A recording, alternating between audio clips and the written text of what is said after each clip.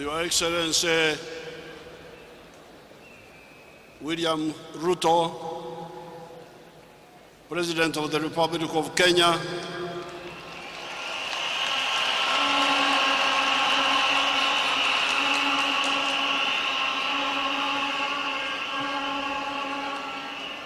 Excellencies, heads of state and government who are here, His Excellency Vice President of Kenya, Mr. Gachagua,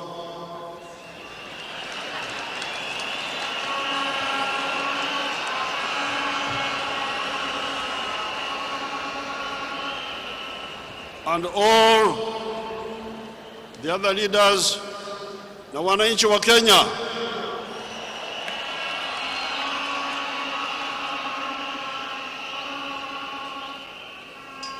Kwanza, hongera kwa Mheshimiwa William Ruto kushinda uchaguzi.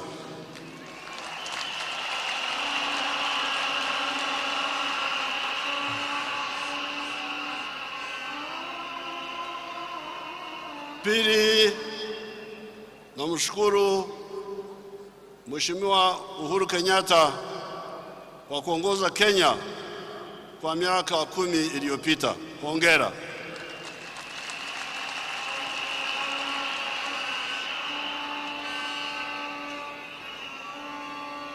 Kawaida, normally I don't watch television stations in the neighboring countries. But whenever there are elections like in Tanzania or Kenya recently, I started watching your television channels.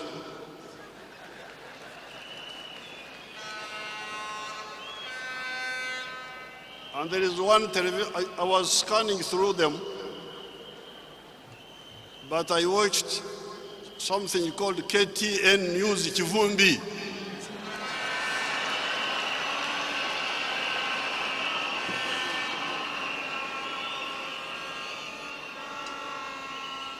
That, and I'm glad with the statement of the Vice President who has been elected, because he was talking here about the real challenges of African countries and leadership. Now, in this Chivumbi, most of the time, they were talking about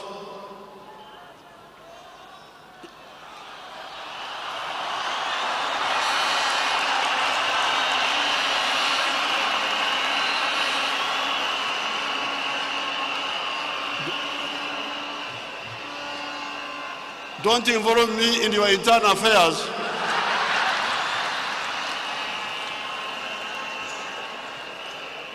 Me, I just want to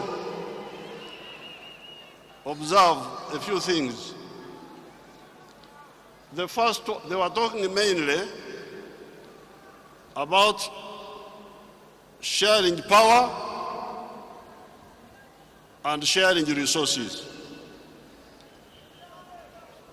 Then there was one young man with a lot of gray hair, a young man with a lot of gray hair.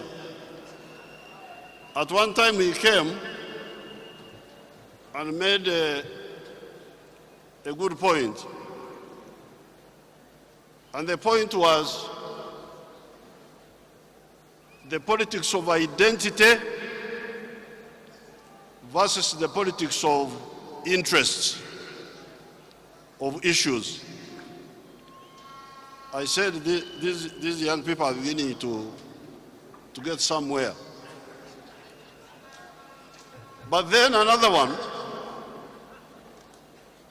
said, you are talking of distributing resources. Where will these resources come from? So all of the political class in Africa, I would appeal to you to answer that question. Where does prosperity come from? Ustawi wa jamii unatoka wapi? According to my experience of 60 years, I would advise Africans to know that prosperity comes from wealth creation. You must create wealth. And wealth is not the same as natural resources. You may have natural resources, but you don't get wealth out of them. The wealth means commercial agriculture, manufacturing, services, hotels, and ICT. Now, if I own a hotel, it is my wealth. But that hotel creates jobs for Kenyans or Ugandans. The linkage between wealth and jobs.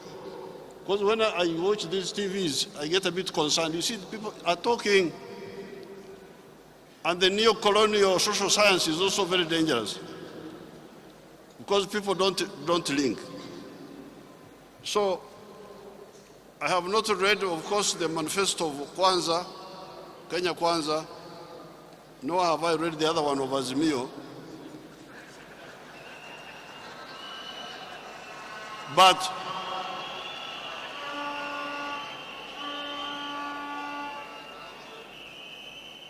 But I know His Excellency Ruto. I've met him a number of times in Uganda, and I know he likes ideas and frank talking. Now, what I found a problem in that KT News Chivumbi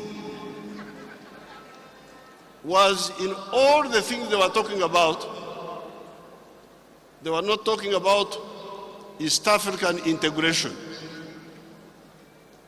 They talk about Kenya, Kenya, Kenya, Kenya. But I can tell you, and then one of them, the other evening, one of them was quoting the example of American President Roosevelt. Roosevelt started a program in 1934 which created jobs and so on. But Roosevelt was utilizing the huge market of the United States, which had already been created by some people who had a vision. So therefore, I congratulate His Excellency Ruto. I thank His Excellency Uhuru. On behalf of the presidents who have come here, I did not come here to give a lecture about this or that, but I thought that in order for Uganda and Kenya and Tanzania and Congo and Burundi and Rwanda and South Sudan and Somalia, which is coming now, in order for us to catch up with the United States, we need also to look at the issue of the regional market. Because when you produce, who buys? The more people that buy from you, the better for the business, and the better for job creation. I thank you, and I wish you good luck. Congratulations, Kenyans.